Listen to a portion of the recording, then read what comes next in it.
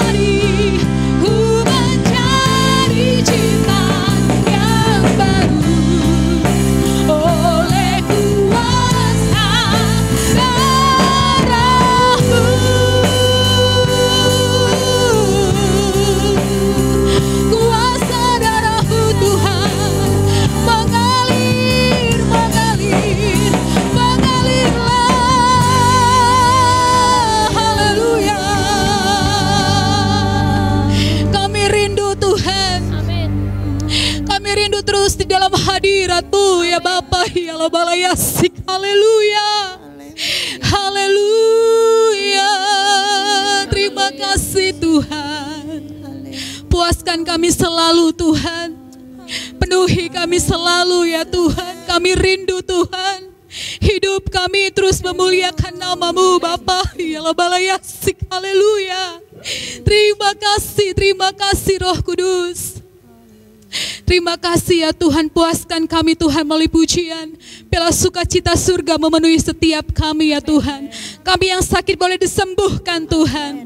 Kami yang dalam kekurangan Kau penuhi kami ya Tuhan. Terima kasih Bapak, terima kasih. Di dalam nama Tuhan Yesus Kristus kami akan bersukacita di dalam-Mu. Haleluya. Amin. Haleluya. Amin. Haleluya, kita mau tetap bersukacita di dalam Tuhan. Amin. Kita angkat pujian, tak pernah kami ragu Tuhan akan kasih setia-Mu. Haleluya.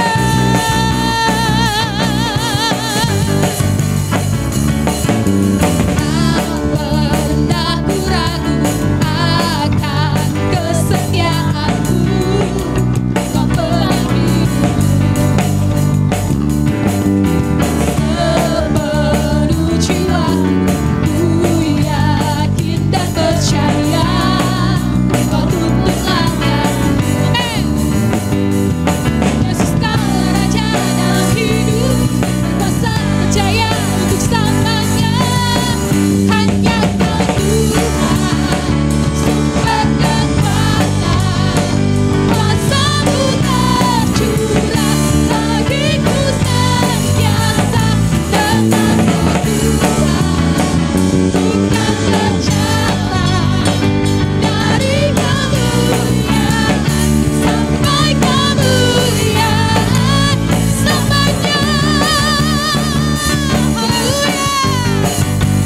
Terima kasih Tuhan.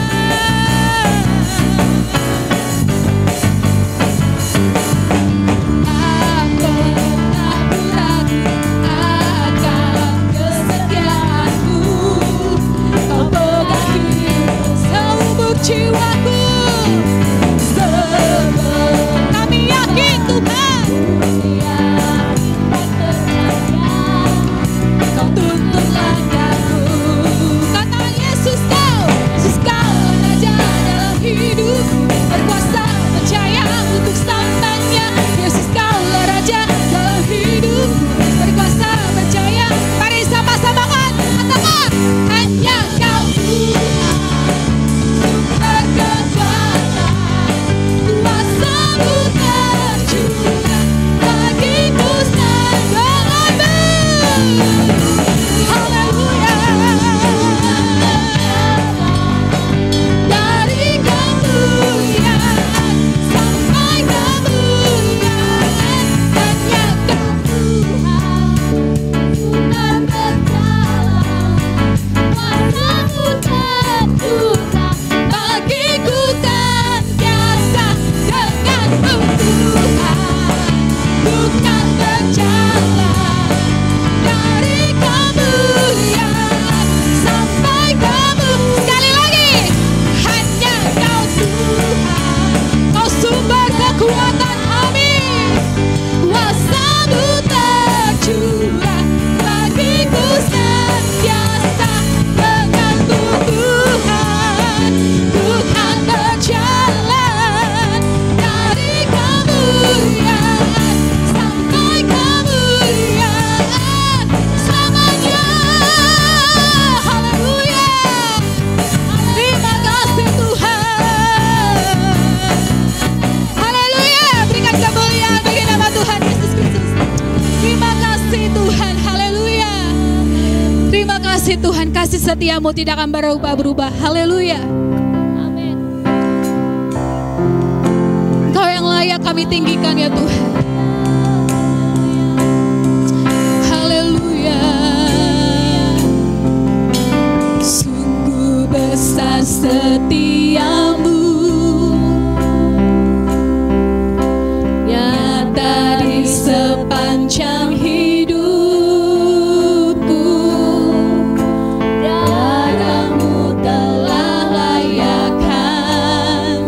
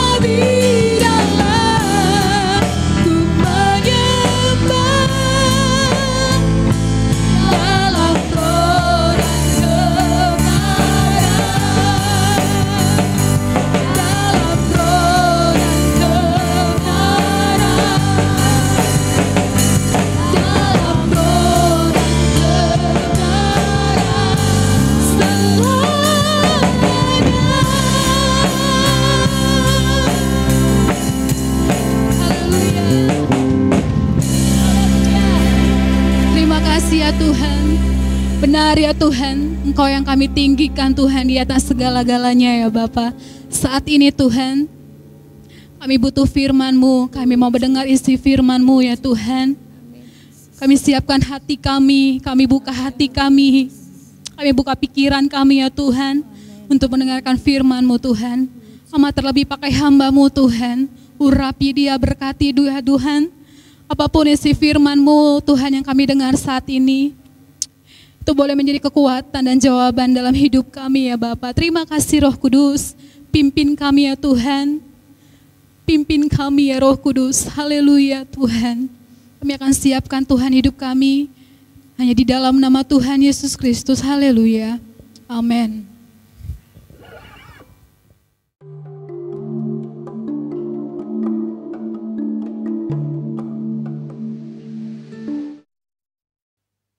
Selamat pagi Bapak Ibu sekalian.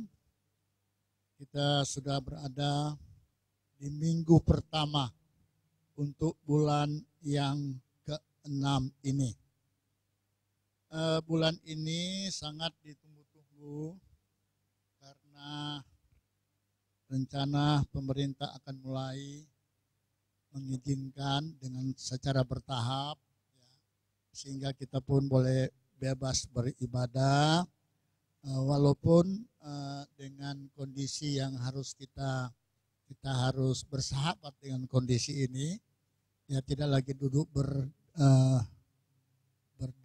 berhimpit-himpitan, ya. Puji Tuhan, haleluya. Mari Bapak Ibu sekalian kita buka Kisah pasalnya yang kedua. Kisah Rasul pasal 2 itu mencatat tentang pencurahan Roh Kudus yang pertama, Pantekosta yang pertama, ya. Sebab pasal 2 mencatat ketika tiba hari Pantekosta, ya. Jadi sebutlah ini Pantekosta yang pertama, pencurahan Roh Kudus yang pertama. Sepanjang kita belajar Alkitab kita sepakat, khususnya Pantekosta ini adalah hujan awal, pencurahan awal pertama, ya. Saya sudah bacakan ini ayat minggu yang lalu, tapi sekali lagi saya baca. Ketika tiba hari Pantekosta, semua orang percaya berkumpul di satu tempat. Itu ayat pertama. Ayat yang kedua, tiba-tiba turunlah dari langit suatu bunyi seperti tiupan angin yang keras yang memenuhi seluruh rumah di mana mereka duduk. Ini pun minggu lalu saya sudah jelaskan, ya, bahwa hadirnya Roh Kudus, datangnya Roh Kudus itu tidak bisa diprediksikan oleh siapapun, ya. Tidak bisa diatur oleh siapapun, ya. Jadi tiba-tiba, ya, Roh Kudus turun, ya. Dan diperlukan persiapan-persiapan seperti yang saya sampaikan pada minggu yang lalu, ya. Kemudian ayat yang ketiga mengatakan, tampaklah kepada mereka lidah-lidah seperti nyala api yang bertebaran dan hinggap pada mereka masing-masing. Lalu ayat 4 menyatakan, maka penuhlah mereka dengan Roh Kudus. Penuhlah mereka dengan Roh Kudus. Tanda bahwa mereka sudah penuh dengan Roh Kudus. Alkitab mengatakan lalu mereka mulai berkata-kata dalam bahasa-bahasa lain seperti yang diberikan, seperti yang diilhamkan oleh Roh Kudus kepada mereka untuk mereka mengatakannya, diilhamkan oleh Roh Kudus untuk mereka tuturkan. Jadi Roh Kudus tidak bisa diprediksikan kapan dia datang, tidak bisa diatur oleh manusia, ya. Hamba Tuhan boleh berkata penuhlah kamu dengan Roh Kudus, ya. Tapi bergantung kepada pribadi orang itu siap apa tidak, seperti yang saya jelaskan pada minggu yang lalu. Ada tahapan-tahapan yang mau tidak mau ya harus dipenuhi oleh siapapun sehingga disebut berlayaklah dia terima Roh Kudus. Dan kapankah itu tidak ada yang bisa diprediksi. Lalu mereka bahasa lain ya. Berbahasa lain sebagaimana diilhamkan. Saya ulang lagi, bahasa roh itu tidak bisa dihafal. Tidak bisa dihafal. Bukan hasil karangan rekayasa manusia. Ayat ini menjelaskan, lalu mereka berbahasa lain, bahasa roh, seperti yang diilhamkan ya oleh Roh Kudus dan berbeda. 120 murid ini berbahasa roh enggak sama. Dijelaskan di ayat berikutnya, bangsa-bangsa yang lain mendengar. Dan mereka katakan mereka ini memakai bahasa kami yang kami pakai di negara kami masing-masing. Dan inti semuanya itu menceritakan tentang kebesaran Allah dan keajaiban Allah. Ya, jadi bahasa roh itu tidak sama ya, sesuai yang diilhamkan oleh roh. Saya mengangkat kembali ini pasal ini, mau ingatkan bahwa inilah pencurahan Roh Kudus yang pertama, hujan awal. Ya. Sebutlah Pantekosta yang pertama. Lalu pertanyaan, kalau pertama adakah yang kedua? Adakah yang ketiga? Ya. Ada hujan awal, dan ada juga hujan akhir. Kalau kita sebut ini yang pertama, nanti yang kedua yang disebut hujan akhir. Jadi tidak ada hujan pertama, hujan kedua, hujan ketiga, hujan keempat. Pantekosta pertama, Pantekosta kedua, tidak ada. Apabila ada satu manusia bilang nanti ada Pantekosta pertama, Pantekosta kedua, saya cuma bilang mari orang Kristen back to the Bible. Kembalilah kepada Alkitab. Lihatlah apa yang Alkitab ajarkan. Itu aja, nggak usah repot-repot. Lihat, baca Alkitab. Nah, saudara-saudara, ada disebut nubuatan di sini, yang kita sebut hujan akhir. Ada nubuatan di pasal yang sama. Tolong lihat mulai ayat 17. Ayat 17 berkata begini, akan terjadi. Perhatikan ayat ini. Akan terjadi. Akan berarti nanti ya, akan terjadi pada hari-hari terakhir. Tolong disimak pengalimatan di sini. Akan itu nanti. Kapan? Hari-hari terakhir. Ya. Demikianlah firman Allah, bahwa aku akan mencurahkan rohku ke atas semua manusia. Hujan akhir akan dicurahkan, dan Alkitab katakan dijanjikan, itu secara barangkali kita sebut 2 kali ganda. Ya. Double porsi. Sebab pencurahan Roh Kudus pertama hanya dimiliki oleh 120 orang, kemudian mereka bergerak menginjil, itulah tercipta gereja awal, gereja mula-mula. Amin. Gereja mula-mula berdiri karena ada pencurahan Roh Kudus kepada 120 murid. Lalu bergerak. Dan saudara tahu di pasal 2 itu Petrus berkhotbah pada kali yang pertama. Saudara boleh bayangkan saudara. Petrus berdiri berkhotbah. Alkitab tulis 3.000 orang laki-laki baptis. Belum wanita bukan? Belum anak muda, belum. Ya. Itu sekali khotbah loh, karena ada pengurapan. Di sini saya menarik satu kesimpulan, seorang pengkhotbah, oke dia pinter, boleh. Ya. Oke dia disebut ahli Alkitab, oke silakan. Tetapi berhasilnya seorang pendeta menghasilkan jiwa-jiwa, bukan karena dia pintar saudara. Akibat pekerjaan Roh Kudus. Maka itu gereja Tuhan, tolong hamba Tuhan jangan anggap enteng peranan Roh Kudus. Minggu lalu saya sudah katakan, berdosa kepada Yesus bisa diampuni. Men? Tapi berdosa kepada Roh Kudus, no, tidak ada pengampunan. Bahaya saudara, bahaya. Makanya marilah kita anak Tuhan, mari para pendeta kembali ke Alkitab. Kalau Anda menamakan Anda diri Kristen, bacalah Alkitab baik-baik.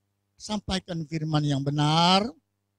Saya sudah bacakan, jangan tambah, jangan kurang, nambah ada akibatnya, kurang apalagi. Ya, saudara tahu dan saya sudah bacakan. Jadi ini pencurahan pertama. Lalu bergeraklah para rasul menginjil. Petrus sudah 5.000 orang. Kalau sudah urut-urut kacang kira-kira ya, habis 5.000, tambah lagi, tambah lagi, tambah lagi. Loh, banyak sekali ikut Yesus. Saudara ikuti aja di kitab Kisah Rasul. Lalu sampai di Antioquia. Karena istilah Alkitab maka berbondong-bondong orang ikut para rasul-rasul mendengar firman. Kata berbondong-bondong punya pengertian satu masa yang banyak. Maka ketika di Antioquia ada satu masa yang banyak, orang luar bilang, oh itu siapa ya? Disebut itulah orang Kristen. Kristen artinya pengikut Yesus. Saudara Kristen? Ya, pertanyaan, ikut firman enggak? Kalau kita namakan kita Kristen, anak Tuhan, kita harus ikut ini firman Allah. Amin. Jadi ini adalah pencurahan Roh Kudus yang pertama. Lalu tadi ayat 17, itu pencurahan janji pada akhir zaman. Saya baca ayat 18 sampai ayat 21 ya. Juga ke atas hamba-hambaku. Karena saya katakan tadi, ini janji, ini dibuatkan pada akhir zaman, Roh Kudus akan dicurahkan, sebutlah Pantekostat kedua dan terakhir itu. Secara luar biasa. Sehingga Alkitab mencatat hamba-hamba, baik laki dan perempuan, juga akan kucurahkan rohku pada hari-hari itu. Dan mereka akan bernubuat. 19. Aku akan mengadakan mujizat-mujizat mana di atas, di mana di langit, tanda-tanda di bawah, di bumi, darah dan api dan gumpalan-gumpalan asap.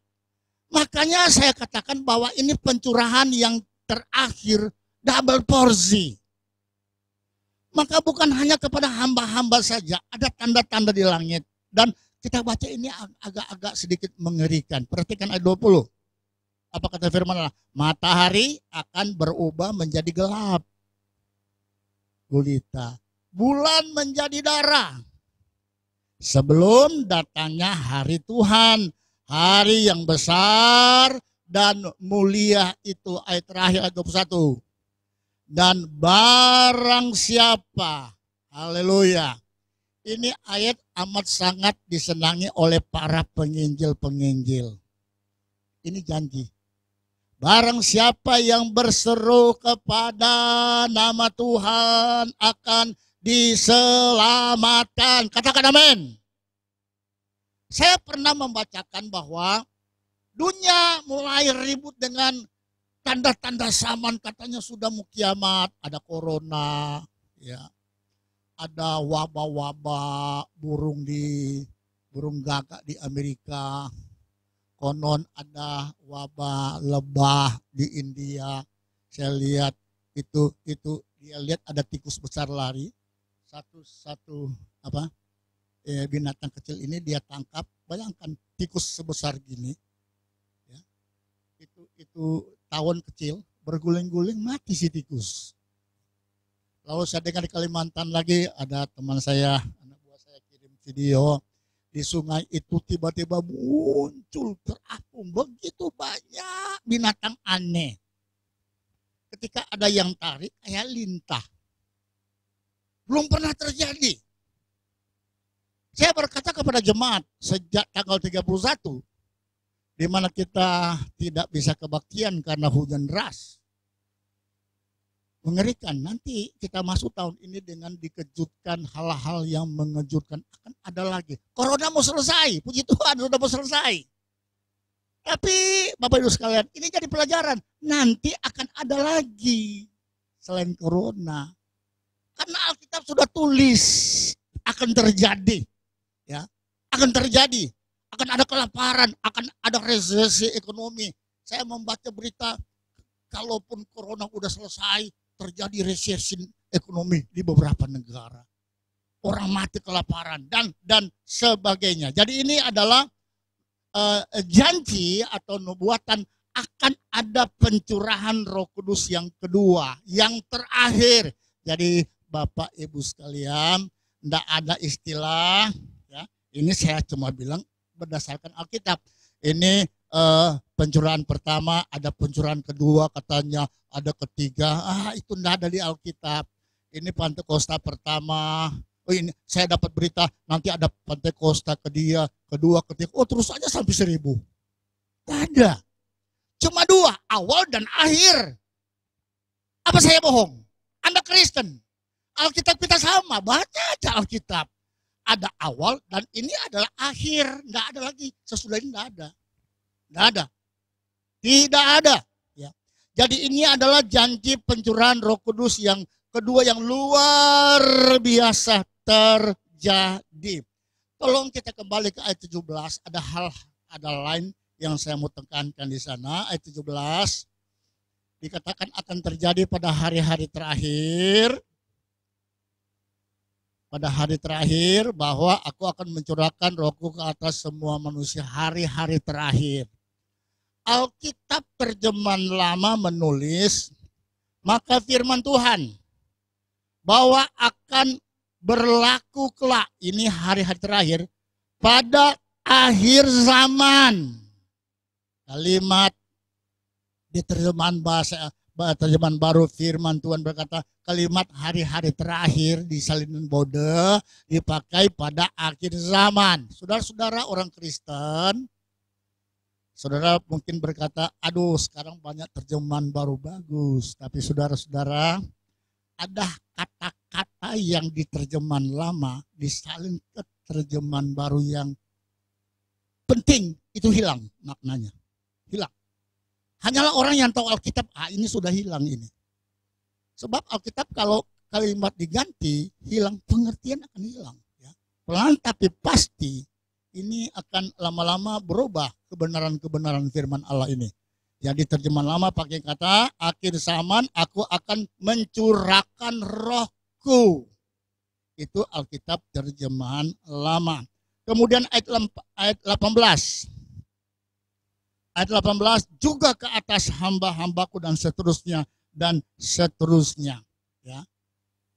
Pada hari-hari itu, kalimat pada hari-hari itu, ya. Alkitab katakan bahwa ke atas hamba-hambaku, laki-laki perempuan akan kucurahkan Rohku. Datang kalimat pada hari-hari itu. Kalimat hari-hari itu di Alkitab terjemahan lama dikatakan pada masa itu, masa akhir zaman itu.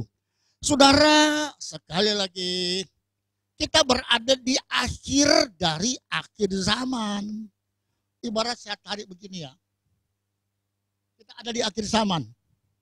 Di akhir zaman ini kita ada di penghujung akhir zaman. Jadi kita berada nanti dikejutkan dengan hal-hal yang lain. 50 tahun lalu orang percaya, aduh kayak apa ya akhir zaman. Nah kita barangkali dikatakan, oh puji Tuhan berlaku di masa sekarang. Tapi puji Tuhan tapi mengerikan. Ya. Kalau kita tidak hati-hati terseret kita. Makanya berhati-hati. Kitab Yoel pasal 2 ini nubuatan yang dikutip dalam Kisah pasal 2 tadi ayat 17. Itu diambil dari kitab Yoel. Kemudian daripada itu ini kitab Yoel pasal 2 ayat 28. Akan terjadi bahwa aku akan mencurahkan Rohku ke atas semua manusia. Maka anak-anakmu laki-laki perempuan akan bernubuat. Tadi hamba-hamba dapat juga. Ya. Anak laki-laki, anak-anak teruna-teruna kita akan mendapat orang-orang tua akan mendapat mimpi. Teruna-teruna, muda-muda akan mendapat penglihatan. Terus, juga ke atas hamba-hambaku laki-laki dan perempuan akan kucurahkan rohku pada hari-hari itu. Tadi saya sudah baca dalam Kisah pasal 2. Juga ke atas terus, juga ke atas hambaku dan aku akan mengadakan mujizat-mujizat. Ya. Nubuatan pencurahan Roh Kudus yang kedua, maka akan Tuhan katakan Tuhan akan mengadakan mujizat-mujizat di langit, mujizat di bumi, darah dan api, dan gumpalan-gumpalan asap. Ini adalah nubuatan. 2 ayat lagi, 31. Matahari akan berubah menjadi gelap gulita, bulan menjadi darah, sebelum datangnya hari Tuhan yang hebat dan dahsyat itu. Hari 32 terakhir di kitab Yoel. Dan barang siapa yang berseru kepada nama Tuhan akan diselamatkan. Sebab di Gunung Sion dan di Yerusalem akan ada keselamatan seperti yang telah difirmankan Tuhan. Hari ini saya kalau sudah pagi saya suka duduk sendiri di aula. Saya lihat-lihat, saya katakan terima kasih Tuhan. Karena saya sendiri, saya sudah nangis dan orang lihat, oh Tuhan terima kasih. Saya dapat berita di Timur Tengah, khususnya di Israel juga banyak petobat mengenal Yesus, terima Yesus. Lalu beberapa negara, 200-an orang, ada yang baptis di sungai, ada yang baptis di laut. Dan lucu waktu mau baptis tunggu air dulu. Begitu ombak dia ke laut, cepat-cepat lari. Karena udah doa tinggal lari lagi. Ya. Tapi mereka penuh dengan sukacita. Mereka menyanyi, saudara, berlompat-lompat. Di Papua pakai alat musik tradisional. Tapi lompat-lompat. Hei, orang Kristen di kota udah pakai musik modern loh. Nyanyi kayak patung. Alkitab janji pada akhir zaman Roh Allah dicurahkan 2 kali lipat. Amin. 2 kali ganda. Jangan kita tertinggal ya. Jangan sampai kita tertinggal. Bapak Ibu sekalian, pencurahan Roh Kudus pertama itu ini sejarah GPDI ya. Dari semua gereja-gereja karismatik nomor 1 GPDI masuk Indonesia. Itu terjadi dengan mujizat, Sejarah gereja mencatat tahun 21. Tahun 1921 misionari dari Amerika datang ke Jawa lalu nyeberang ke Bali. 2 keluarga ya. Mereka menyerahkan diri sebab di luar negeri saya ada sedikit mencatat jangan sampai saya lupa di Bethel pendeta W.H. Overler membawa jemaat ke tepi pantai bikin ya kayak seperti jambore atau bagaimana ibadah lalu Roh Kudus turun dengan dahsyat mereka penuh dengan Roh Kudus ratusan orang sembuh ya. Maka ada 2 keluarga terbeban dengan pekerjaan Roh Kudus yang dialami. Ya. Maka mereka menyerahkan diri. Saya mencatat sini keluarga Cornelius Crossback. Ya. Dia, istrinya dan 2 wanita anaknya. Lalu 1 keluarga lagi Richard Van Claveren. 2 keluarga ini menyerahkan diri untuk jadi misionari ke Indonesia. Lalu saudara, ya dimulai GPDI memulai dengan orang bilang di sini kere GPDI, miskin GPDI. Karena diawali dengan penginjil, setelah mereka tanya-tanya kapal untuk 2 keluarga, diperlukan $2.200. Kumpul-kumpul cuma ada $1.700, masih butuh $500. Udah berdoa duit-duit enggak datang, saudara. tapi ajaib lagi terjadi. Maka GPD konotasinya gereja ajaib. Ya. Ya. Gereja penuh dengan mujizat. Satu ibu yang punya kanker, ke dokter sudah mau dioperasi, dia hitung-hitung semua biaya sampai keluar $500. Maka dikumpullah dengan susah payah. Hadirlah dia ibadah. Hadir. Lalu didoakan. Terjadi mujizat, saudara. Sembuh. Sembuh dia. Total sembuh. Sehat. Lalu dia pegang tuh duit. Apa ini duit? Dia serahkan kepada kedua misionari ini. Jadi yang dibutuhkan 500, yang dikorbankan 500. Terjadi keajaiban. Amin. Yang namanya penginjilan tidak berharap kepada siapapun. Enggak. Saya mau beritahu. Namanya penginjilan, seorang penginjil tidak akan berharap kepada siapapun. Allah pemilik pelayanan, Allah pasti siapkan dengan cara yang mujizat. Maka kedua keluarga ini naik kapal laut, turun di Jawa, langsung nyebrang ke Bali. Saudara-saudara tahu di Bali, kalau saya lihat sejarah menyedihkan dah. Sangat menyedihkan kalau waktu mau periksa bagaimana mereka berada di Bali. Tidak berada di hotel, tapi mereka menyewa gudang sederhana. Gudang. Lantainya bukan lantai begini, ya. Atapnya dari rumbia, dindingnya dari kayu yang udah usang. Tapi jadilah. Di tempat sederhana itu Roh Kudus berkarya. Ya, berkarya. Makanya GPD banyak di desa-desa. Belum ada kerja lain, GPD sudah pergi. Sampai pemerintah beberapa tahun yang lalu menganggap GPD ini lebih hebat dari BRI. Di desa pun ada. Ya.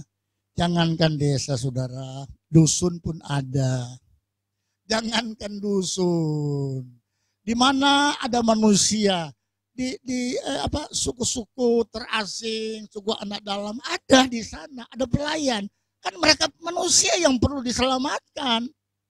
Sebab nubuatan firman Allah pada akhir zaman ada begini, ada semua terjadi. Tapi Alkitab bilang itu belum. Ada gempa? Belum. Ada perang? Belum. Ada kematian? Betul, tapi belum.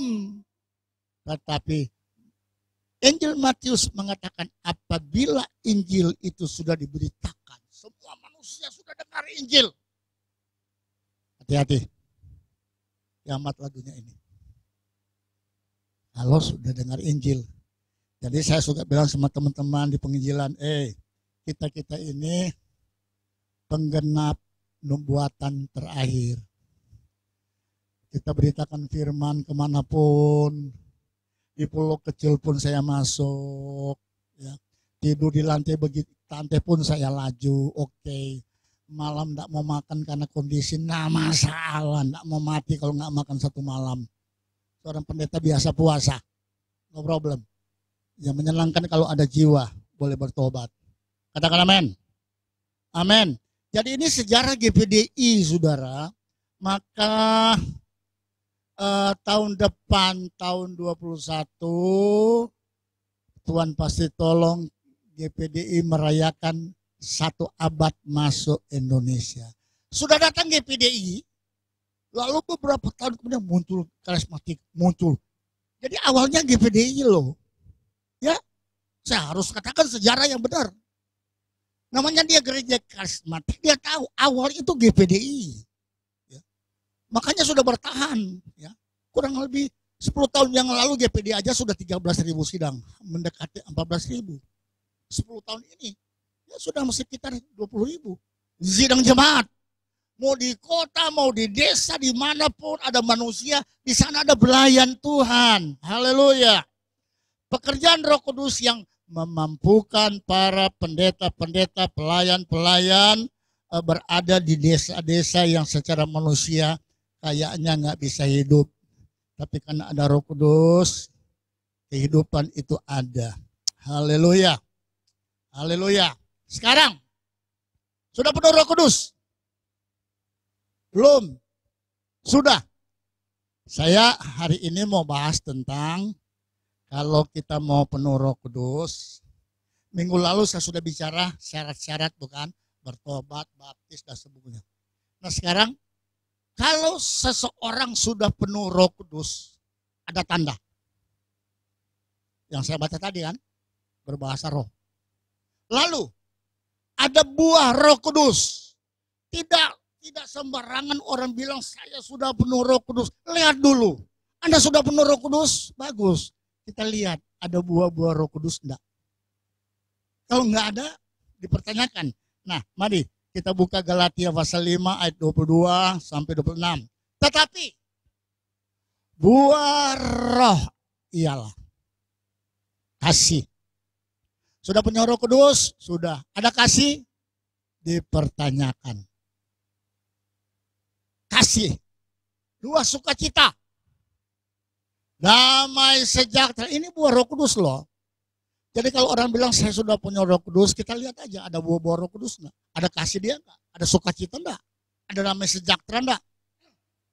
Ada kesabaran enggak? Orang ini enggak sabar. Belum tentu ada Roh Kudus. Kemurahan, bermurah hati. Kebaikan, ciri khas orang Kristen suka berbuat baik. Amin. Karena Yesus nyaris tiap hari hampir tidak pernah berbuat baik. Itu Yesus. Dan kesetiaan. Sekali Yesus tetap Yesus. Amin. Sekali pegang firman yang benar, peganglah firman yang benar. Ini buah-buah roh. Haleluya. Buah-buah roh harus ada pada kita semua. Kemudian kalau ada buah roh, saya mau bicara tentang karunia ini. 1 Korintus 12. 1 Korintus 12 ayat 4 sampai 11. Ada rupa-rupa karunia. Iya. Karena ini sedang heboh. Tetapi satu Tuhan. Ya. Terus. Ada rupa-rupa pelayanan. Tetapi satu Tuhan. 6. Ada berbagai-bagai perbuatan ajaib. Tetapi Allah adalah satu yang mengerjakan semuanya dalam semua orang. Ayat 7. Tetapi kepada tiap-tiap orang dikaruniakan pernyataan roh untuk kepentingan bersama. Ayat 8 perhatikan ya. Sebab kepada yang seorang. Seorang itu 2 atau 3? 1 ya. Kepada yang seorang. Jadi umpama perhimpunan ini, perhimpunan misalnya 50 orang. Kepada yang 1 orang, ini ayat bilang ya. Kepada seorang roh memberikan karunia untuk berkata-kata dengan hikmat. 1, karunia hikmat. Cuma 1 orang. Nanti saya baca 2 atau 3 orang boleh. Kepada yang lain, roh yang sama memberikan karunia berkata-kata dengan pengetahuan. Roh Kudus yang sama memberi karunia berbeda-beda. 9. Kepada yang seorang roh yang sama memberikan karunia iman. Lalu karunia untuk menyembuhkan. Saya mau kasih ingat saudara, banyak pendeta bikin KKR bagus, senang kita saudara-saudara. Lalu tapi ada yang salah. Dia bersaksi, saya baru pulang dari Afrika dan saya pimpin kebaktian kebangunan rohani. Ada 9, saya berdoa. Yang sembuhkan siapa? Si pendeta atau Tuhan? Kalau pendeta mengaku dia, hati-hati. Kenapa ada iblis di dunia ini? Karena ada Lucifer yang sombong, alat campakan. Mujizat, kuasa dari Tuhan, menyembuhkan Tuhan. Kita cuma alat, saudara. Diberikan karunia untuk menyembuhkan. Terus ayat 10. Kepada yang seorang lagi roh memberikan karunia untuk apa? Mengadakan mujizat.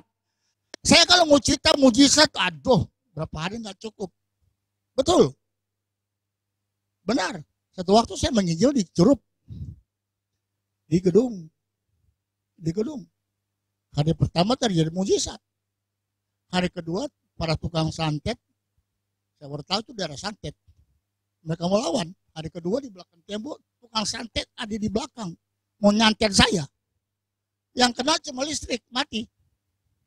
Saya bilang sama anak saya cowok. Jeffrey P. Dia pegang drum. Gebuk kuat-kuat. Kalau pecah nanti papa ganti. Padahal saya nggak tahu uang dari mana, bukan? Gebuk kuat-kuat. Dalam nama Yesus, tiba-tiba hidup. Tapi malam itu ada tantangan, ada mujizat. Seorang dari pihak seberang lumpuh, saudara, tinggal diangkat dengan kursi, dengan tempat tidur. Berapa orang taruh di bawah. Malam itu dia berjalan. Saudara, kalau Allah bekerja nggak bisa dihalangi oleh siapapun. Amin. Setan pun tidak bisa halangi. Bila roh Allah bekerja, siapa yang sembuhkan? Tuhan. Ya. Memberikan karunia untuk bernubuat. Terus 11. Tetapi semuanya itu dikerjakan oleh roh yang satu, yang sama, yang memberikan karunia kepada tiap-tiap orang secara khusus seperti yang dikehendakinya. Terus, agak panjang sebutnya ayat yang saya mau baca. Ya, tentang karunia-karunia ini. Coba lompat pasal 13. Ya, sekalipun aku dapat berkata-kata dengan semua bahasa manusia, bahasa malaikat, tetapi jika aku tidak mempunyai kasih, aku sama dengan gong yang berkumandang, canang yang mengeringkih. Tadi kan buah roh pertama kasih. Oh, saya bisa berbahasa roh, saya bisa berbahasa malaikat. Ada kasih enggak? Kosong. Tuhan bilang seperti canang yang gemerincing. Saudara boleh baca nih ayat 1 ini sampai ayat yang ke-13 ya. Silakan baca. Banyak saya tidak punya waktu untuk jelaskan ya. Kita lompat ke 1 Korintus pasal 14 saja. 1 Korintus pasal 14 ayat 1. Kejarlah kasih itu dan usahakanlah dirimu memperoleh karunia-karunia roh, terutama karunia untuk bernubuat. Terus, siapa yang berkata-kata dengan bahasa roh? Nah, dengar ya. Siapa yang berkata-kata dengan bahasa roh tidak berkata-kata kepada manusia, tetapi kepada Allah. Ya, sebab tidak ada seorang pun yang mengerti bahasanya. Oleh roh ia mengucapkan hal-hal yang rahasia. Terus, tetapi siapa yang berbuat, ia berkata-kata kepada manusia. Ia membangun, menasihati, dan menghibur. Terus, sampai ayat 11. Siapa yang berkata-kata dengan bahasa roh, ia membangun dirinya sendiri. Siapa yang bernubuat, ia membangun jemaat. Ini beda bahasa roh dan nubuat ya. 5. Aku suka supaya kamu semua berkata-kata dengan bahasa roh. Tetapi lebih baik, lebih daripada itu supaya kamu bernubuat. Lalu ayat 6. Jadi saudara-saudara, jika aku datang kepadamu dan berkata-kata dengan bahasa roh, apakah gunanya itu bagimu?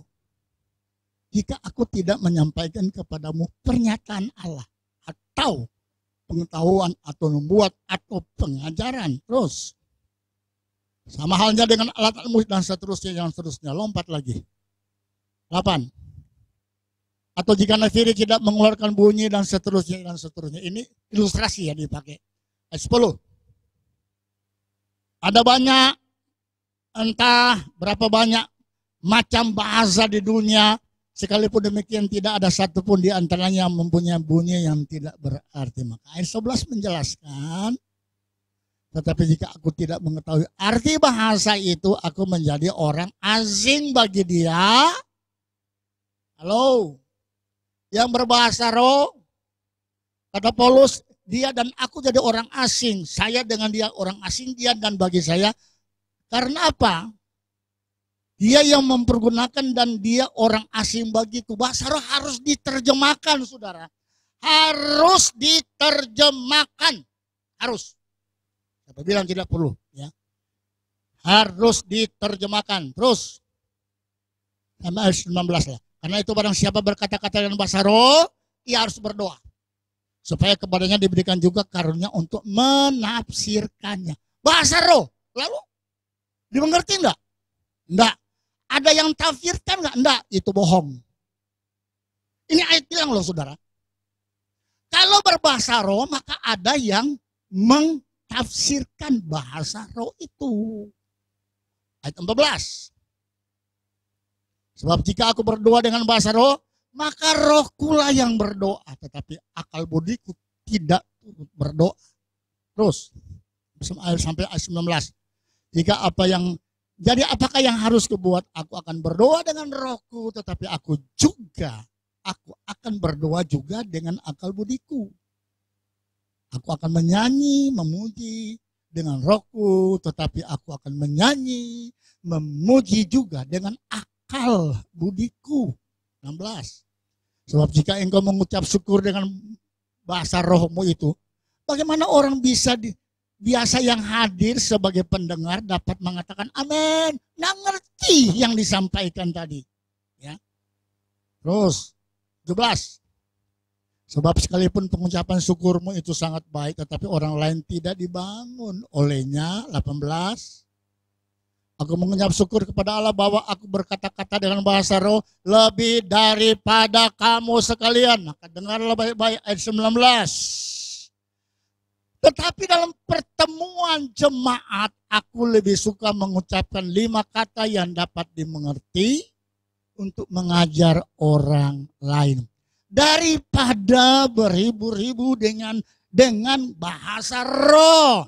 Dalam kitab 1 Korintus 1 sampai seterusnya diatur 1 atau 2 atau 3 berbahasa roh. Maka ada yang mentafsirkan bahasa roh. Kalau enggak ada, maka yang berbahasa roh berdoa, kata Paulus, berdoa supaya diberi hikmat. Dia artikan ini loh bahasanya loh. Tapi kalau bahasa roh semua 50 orang, mari kita berbahasa roh. Waduh. Sejak kapan Alkitab mengajar begitu? Nggak ada loh. Maaf. Saya pendeta, saya harus jelaskan firman yang benar. Nggak ada itu. Tidak ada. Apalagi bilang ajarkan. Nggak. Tadi kalau sudah baca 2, 3 boleh. Maka ada yang mentafsirkannya. Kiranya Tuhan Yesus memberkati dan memampukan kita semua. Kita ada di rel kebenaran firman Allah. Amin. Berdirilah atas firman Allah. Jalani firman Allah, sebab minggu lalu saya sudah baca. Kalau kita keluar dari rel, bahaya. Kita harap selamat. Tuhan bilang, enggaklah engkau. Aku tidak pernah kenal engkau. Tuhan Yesus memberkati kita semua. Haleluya. Puji Tuhan. Kita akan terima perjamuan kudus. Bapak Ibu sekalian di rumah tentu sudah menyiapkan diri ya. Siapkan diri, kita akan mulai perjamuan kudus. Kita tundukkan kepala, kita berdoa. Bapa yang baik, dalam nama Yesus, kami akan terima berkat-berkat dahsyat ini. Dan kami percaya sepanjang bulan yang baru ini, Roh Kudus tetap bersama dengan kami, menolong, menuntun, membimbing, memberkati kami. Dan kami lalui penuh dengan sukacita sorgawi. Inilah kami pelayan-pelayan-Mu, tiap menunaikan tugas mulia ini. Dan kami akan mengerjakannya dalam nama Bapa, Putra, dan Roh Kudus. Dalam nama Tuhan Yesus Kristus. Haleluya. Amin. Puji Tuhan. Kita akan nyanyi Yesus pegang erat tanganku. Kita akan terima perjamuan kudus. Haleluya. Haleluya. Yesus pegang erat tanganku, ku tak dapat hidup di luar kasih-Mu. Bapa, jangan tinggalkan aku.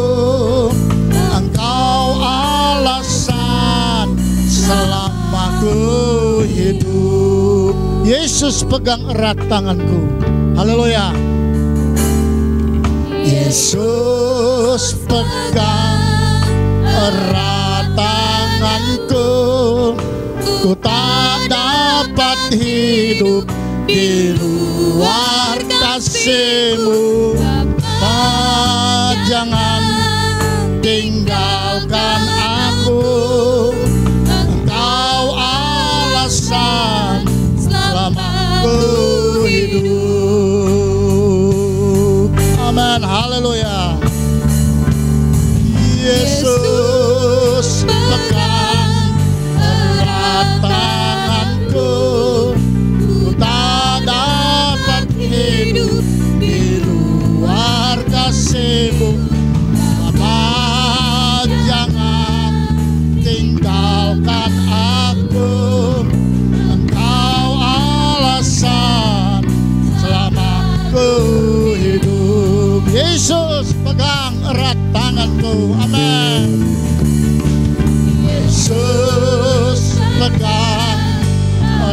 tanganku, ku tak dapat hidup di luar kasih-Mu. Bapa, jangan tinggalkan aku. Amin, haleluya. Selama aku hidup. Satu kali lagi, yang di rumah, Bapak Ibu sekalian silakan berdiri.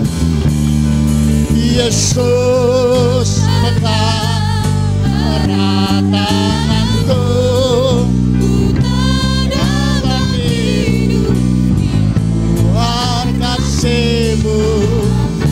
Amin. Tinggalkan aku saat selama aku hidup. Sekali lagi sambil angkat roti. Amin. Yesus pegang erat tanganku, ku tak dapat hidup di luar kasih-Mu. Bapa, jangan tinggalkan aku. Engkau alasan selama aku hidup. Kita berdoa. Bapa Surgawi yang kami sembah dalam nama Tuhan Yesus Kristus, kami mau terima berkat-berkat yang Tuhan siapkan bagi kami lagi menghadapi sepanjang bulan yang baru ini. Di tangan kanan kami memegang sepotong roti kecil yang melambangkan tubuh Yesus yang tidak berdosa, dijadikan dosa. Darah Yesus yang suci harus tercurah di atas bukit Golgota untuk menyucikan setiap kehidupan kami. Kami terima pengampunan dari Tuhan. Sebab itu kami mau terima lagi ini. Kami percaya kuasa Tuhan iya dan amin. Saudara dengar firman Tuhan. Ketika mereka sedang makan, Tuhan Yesus mengambil roti, mengucap berkat, memecah-mecahkannya, lalu memberikannya kepada murid-muridnya dan berkata, ambillah, makanlah, inilah tubuhku. Kita makan dengan iman dalam nama Tuhan Yesus Kristus.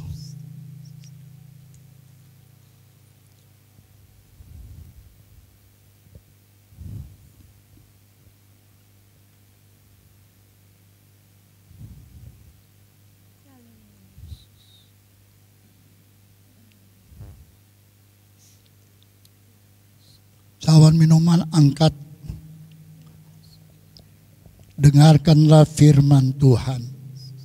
Sesudah itu Yesus mengambil cawan, mengucap syukur, lalu memberikannya kepada mereka dan berkata, minumlah kamu semua dari cawan ini, sebab inilah darahku, darah perjanjian yang ditumpahkan bagi banyak orang untuk pengampunan dosa. Mari kita minum dengan iman dalam nama Tuhan Yesus Kristus.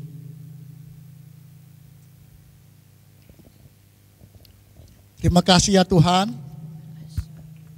mengalirlah berkat-Mu untuk kami, berkat sukacita, berkat damai sejahtera, berkat kebahagiaan, berkat ketenangan, berkat campur tangan Tuhan untuk kami. Roh Kudus, tuntun kami menghadapi bulan yang baru ini. Kami tahu jika Roh Kudus bersama dengan kami, terjadilah mujizat demi mujizat. Dan Engkau Yesus dimuliakan di atas segala-galanya. Hamba berdoa untuk seluruh umat Tuhan yang Tuhan percayakan hamba-Mu gembalakan. Tuntun mereka Tuhan, sertai mereka. Tuhan kenal domba-domba ini. Berkati kesetiaan mereka. Dan tambahkan kesetiaan dan iman percaya mereka. Bahkan di tengah-tengah kondisi seperti ini, umat Allah makin kuat imannya. Bersemangat, rindu akan Tuhan, rindu akan ibadah. Tuhan berkati seluruh umat Tuhan dimanapun mereka berada. Sertai Tuhan. Segala bentuk mara bahaya, malapetaka, tantangan, rintangan, roh-roh kecelakaan, sakit penyakit, wabah penyakit. Semua pekerjaan iblis yang mau mencoba mengganggu, kami hancurkan dalam nama Tuhan Yesus Kristus. Darah Yesus berkuasa. Kami diliputi dengan kemenangan. Umat Tuhan, Engkau kenal, sertai mereka Tuhan. Berkati yang setia, yang tahu melayani Tuhan, punya beban dengan hati yang tulus. Berkati semua yang sudah melayani pagi hari ini. Baik WL, singer, pemain musik, yang pegang LCD, anak-anak yang main rebana, alat tilik, semua kami yang ikut bagian Tuhan, alat tilik, berkati kami Tuhan. Umat-Mu yang sudah berkorban Tuhan, berkati Tuhan. Hamba berdoa dalam nama Yesus. Umat Tuhan yang tahu dan sudah mengembalikan milik Tuhan, karena Allahku berjanji dalam firman-Mu membukakan pintu berkat. Sebab itu hamba berdoa, tepati janji Tuhan. Allah yang kami sembah, ya dan amin, tidak pernah berdusta. Berkati dalam nama Tuhan Yesus Kristus. Semua kami yang sudah mendengar dan terima firman-Mu, Roh Kudus, taruh firman-Mu dalam hati kami masing-masing. Kami makin menyadari kebenaran firman Tuhan. Kami tidak mau terseret dengan pengajaran-pengajaran yang tidak sesuai dengan firman-Mu, karena kami tahu akibatnya. Sebab itu sekali kami sudah selamat, kami pegang keselamatan ini. Sekali Yesus, tetap Yesus. Jadikan kami saluran berkat Tuhan di akhir zaman ini. Kami boleh bergerak, kami boleh berkarya, kami dapat melakukan sesuatu berguna bagi Tuhan.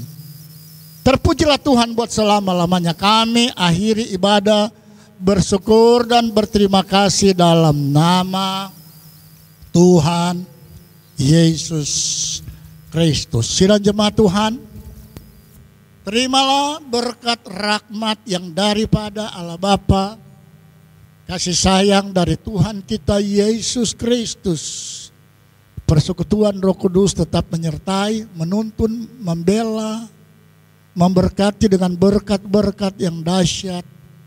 Bahkan berkat yang pernah Bapa beri kepada Abraham, kepada Ishak dan Yakub, Bapa beri juga untuk kami pagi hari ini. Dengan iman kami terima dalam nama Tuhan Yesus Kristus. Haleluya. Amin. Selamat pagi.